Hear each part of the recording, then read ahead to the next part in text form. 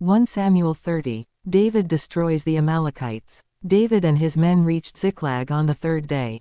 Now the Amalekites had raided the Negev and Ziklag. They had attacked Ziklag and burned it, and had taken captive the women and everyone else in it, both young and old.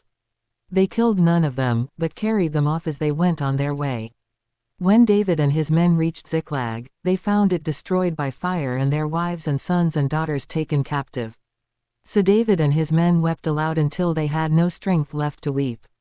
David's 2 wives had been captured, Ahinoam of Jezreel and Abigail, the widow of Nabal of Carmel. David was greatly distressed because the men were talking of stoning him, each one was bitter in spirit because of his sons and daughters. But David found strength in the Lord his God.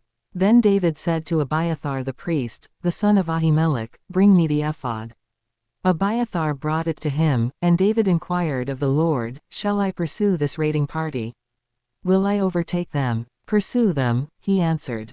"You will certainly overtake them and succeed in the rescue." David and the 600 men with him came to the Besor valley, where some stayed behind. 200 of them were too exhausted to cross the valley, but David and the other 400 continued the pursuit. They found an Egyptian in a field and brought him to David.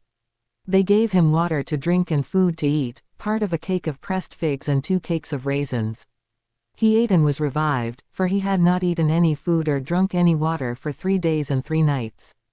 David asked him, "Who do you belong to? Where do you come from?" He said, "I am an Egyptian, the slave of an Amalekite. My master abandoned me when I became ill 3 days ago. We raided the Negev of the Kerethites, some territory belonging to Judah, and the Negev of Caleb. And we burned Ziklag." David asked him, "Can you lead me down to this raiding party?" He answered, "Swear to me before God that you will not kill me or hand me over to my master, and I will take you down to them." He led David down, and there they were, scattered over the countryside, eating, drinking and reveling because of the great amount of plunder they had taken from the land of the Philistines and from Judah. David fought them from dusk until the evening of the next day, and none of them got away, except 400 young men who rode off on camels and fled. David recovered everything the Amalekites had taken, including his 2 wives.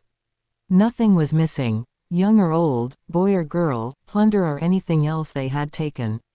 David brought everything back. He took all the flocks and herds, and his men drove them ahead of the other livestock, saying, "This is David's plunder." Then David came to the 200 men who had been too exhausted to follow him and who were left behind at the Besor valley. They came out to meet David and the men with him. As David and his men approached, he asked them how they were. But all the evil men and troublemakers among David's followers said, "Because they did not go out with us, we will not share with them the plunder we recovered. However, each man may take his wife and children and go." David replied, "No, my brothers, you must not do that with what the Lord has given us. He has protected us and delivered into our hands the raiding party that came against us. Who will listen to what you say?